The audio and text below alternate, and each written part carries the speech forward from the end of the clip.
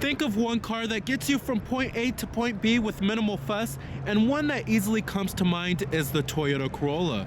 For years, it's built up a strong reputation not only here in America, but across the entire world for being a workhorse compact car. So, let's go ahead and check out this 2016 Toyota Corolla and see how it stacks up against other compact cars.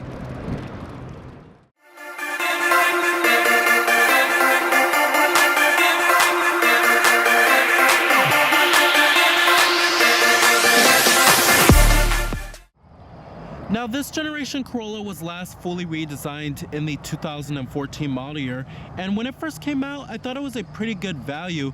However, that is starting to somewhat change now because many other compact cars offer the same amount or even more standard features than the Corolla now for the same price. Now, the Corolla still does not offer any kind of high-end safety technologies, not even blind spot detection. Many compact cars at least offer blind spot detection. It doesn't offer adaptive cruise control or lane departure alert or anything like that. The only real safety technology it has is a backup camera. But the Corolla is still an okay value when you compare it to other compact cars. It still has standard LED headlights, which is nice.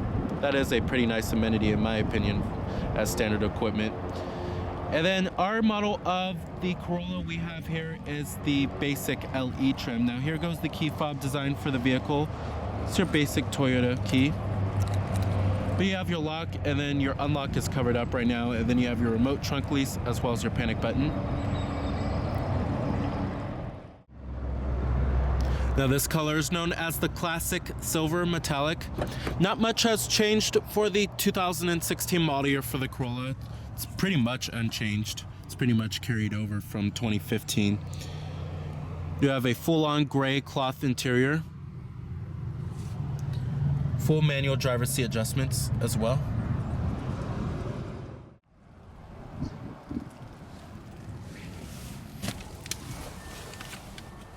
Now stepping on inside of the Corolla here, the ease of ingress and egress is pretty good. There's plenty of room for the front occupants, plenty of headroom and plenty of legroom.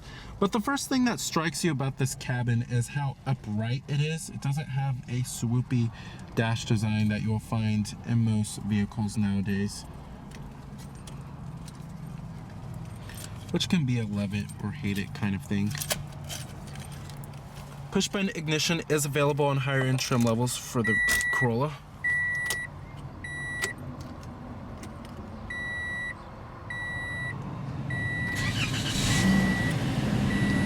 And what you're hearing there is the very familiar 1.8 liter inline 4-cylinder.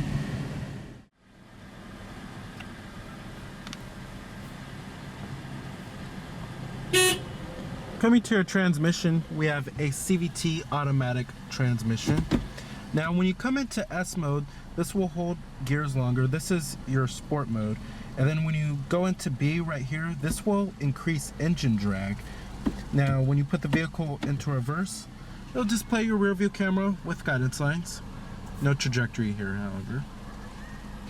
Then your parking brake is located right here too. Let's go ahead and turn on the lights and the hazards. Automatic driver's side window. Let's go ahead and pop up the hood, check out the engine bay. Heated exterior mirrors.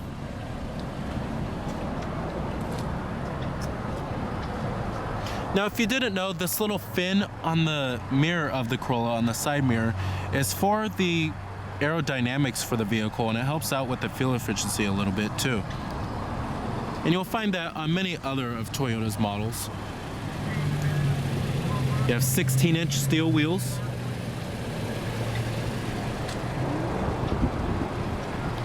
Coming up front, you have LED headlights for the low beams only. And LED daytime running lights.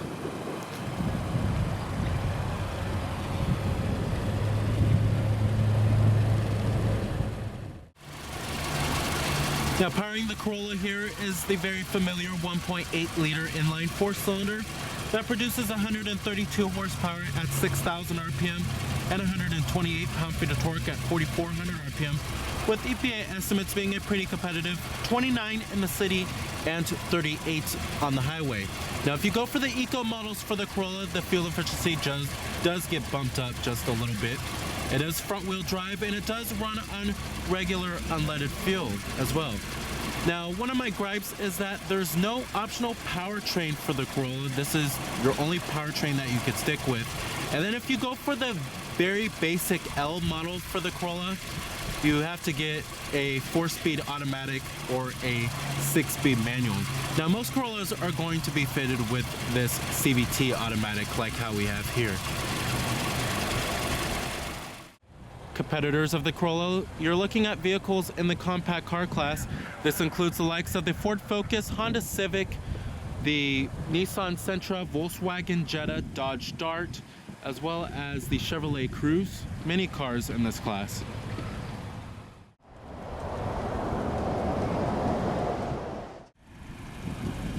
Now on the Corolla, you could go for the S model, which is supposed to be the sporty model of the Corolla.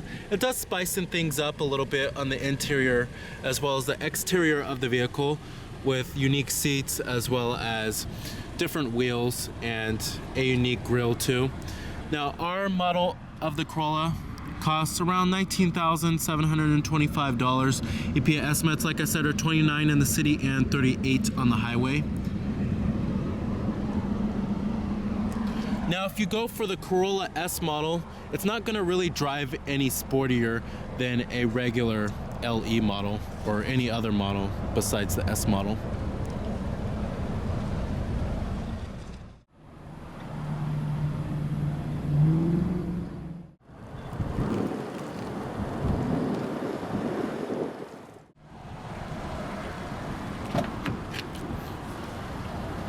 Of course, all of your basic power necessities: power windows, power door locks, chrome interior door handles, and you do have your power mirrors, which are located right there. All right, now build quality and materials are pretty average for the class inside of the Corolla. Now on the upper door panel, it's hard touch plastic, as well as right here too. The lower section of the mid door panel is wrapped in cloth, as well as the armrest. The dashboard is a pretty softly padded material with nice stitching. On this portion, it's a nice padded material too. Materials aren't too shabby inside of here. Build quality is okay inside of here too. There are some interior trim and pieces that do creak a little bit, and some of them don't fit all that well together. They do need to improve on the build quality just a little bit. But overall, it's certainly very average for the class. Now coming to the steering wheel design, it is okay looking. It's not too bad looking, especially for a fairly basic LE trim. I do like the molded stitching that you do get on the airbag cover, which does spicing things up a little bit. Over here we have your steering wheel mounted audio controls and your controls for the Toyota Entune system. Right over here we have your Bluetooth phone controls, as well as your voice recognition, and this little display button controls your little information center, which I will get to in just a minute. Down here is where you'll find a little storage cubby, a 12-volt power outlet. Then you have your USB port and an auxiliary input right there. Parking brake, and then dual cup holders and your traction control off button. And then your center console storage is okay, not too shabby. The center console lid is wrapped in cloth and is nice and soft touch. As far as visibility goes in the Corolla, visibility is excellent. Lots of glass area out of the front windows. The A-pillars aren't too thick, and seeing out of the windshield is pretty easy. When you get to rearward visibility, not too bad back there as well.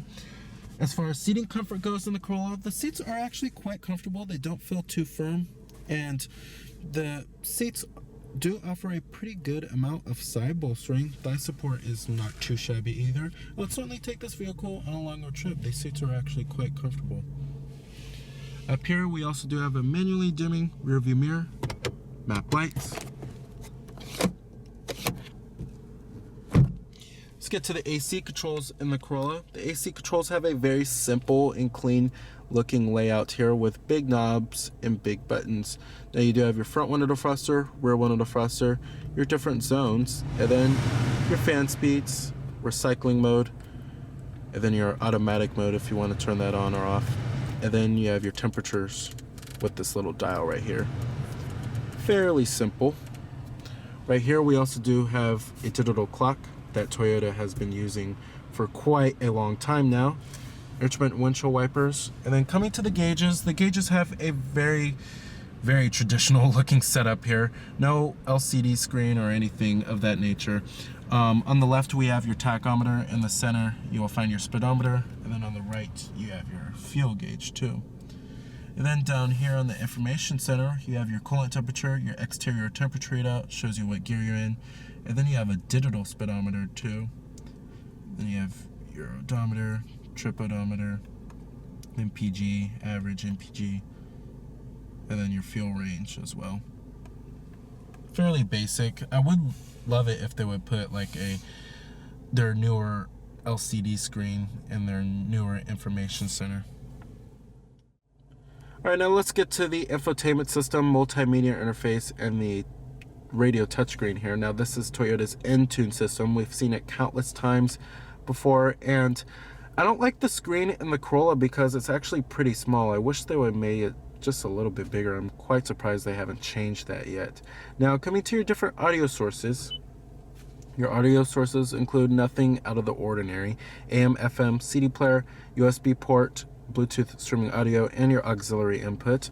A lot of auto manufacturers are getting rid of CD players in their cars nowadays, but the responsiveness of this touchscreen is pretty darn good, and this system is very intuitive. If you come over to car right here, it shows you a little bar graph of your fuel economy and your trip information, and then it shows you your fuel range, your elapsed time, and your average speed, and then you could clear it any time you would like. Over here on phone, you can hook up your Bluetooth phone, have all of your contacts stored on here, and have an integrated dial pad. Right over here we have your seek and track button, and then your play, and then your pause as well. Coming to setup, you could change different settings like the beep, the language, color theme, voice settings, voice volume, lots of different settings you could change here. Display settings, from the brightness to the contrast of the screen, where you could change your camera. Bluetooth settings, you could change your device list. You have your audio settings too. Number of radio presets, you can have up to 36. Pretty surprising there, that's a lot of presets. Then you have your phone, and then your vehicle customization, door lock settings, climate settings, lights, all that good stuff. Overall, love the Toyota N-Tune system, and I think it's very intuitive and user-friendly. However, they certainly do need to make this screen a lot bigger. As far as the way the Corolla drives, the Corolla is supposed to be a very fuel efficient and reliable compact car that is supposed to get you from point A to point B, and it certainly does do that. However, this is certainly not the sports car of the compact car class. That title belongs to the Mazda 3, the Ford Focus, or even the Honda Civic. Now, the Corolla, if you do get the S trim, which is supposed to be the sporty trim for the Corolla, it's not any more fun to drive than a regular LE model.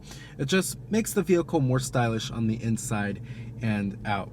Now, the 1.8 liter four-cylinder certainly provides enough power for the vehicle, and the fuel efficiency is decent too. If you go for the Eco model, it does provide a little bit more power and a little bit better fuel efficiency for the Corolla. However, what this vehicle needs is certainly a turbocharged engine to compete with other compact cars. That's where a lot of compact cars are going towards. They're going towards that direction with a turbocharged powertrain, and the Corolla doesn't really offer a more powerful powertrain over its 1.8 liter four-cylinder, but the Eco model provides just slightly more power than the regular 1.8 liter four-cylinder that you'll find in the LE model, the S model, as well as the L too. Now, the steering and the handling is certainly not the Corolla's expertise, but it's much better than in years past. It doesn't feel as numb as how it used to, and it provides a little bit of driver engagement, a little bit of feedback, but like I said, this is not the sports car of the group. This is just a pretty easygoing car that's easy to live with and is very easy to drive. And in that regard, the Corolla succeeds in being a very reliable and easy to live with compact car. All right, and let's go ahead and shut down the vehicle. Let's go ahead and check out the rest of the Corolla.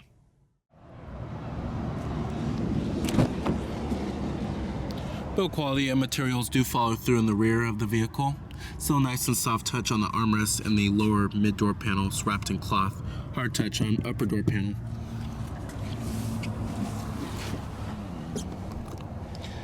Now, sitting back here in the Corolla, you will find one of the roomiest back seats. There's plenty of headroom and plenty of leg room. You do have a single map pocket, cup holders, and a wrist and armrest with cup holders as well. What's pretty surprising is that this middle headrest is adjustable, but not the other ones. The seats themselves are okay. They're pretty comfortable. Pretty good for long road trips. Not too shabby. All right.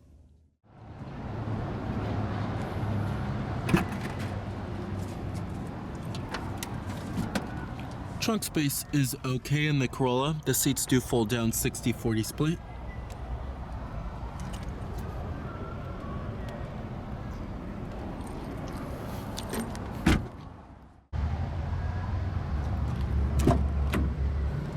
Full manual passenger seat. Glove box compartment, nice and damp. So with its roomy and comfortable interior, its decent fuel efficiency, and it's easy to live with nature, the 2016 Toyota Corolla is an excellent choice if you're looking for a minimal fuss compact car. So remember that this is Cameron Birch from Cameron's Car Reviews.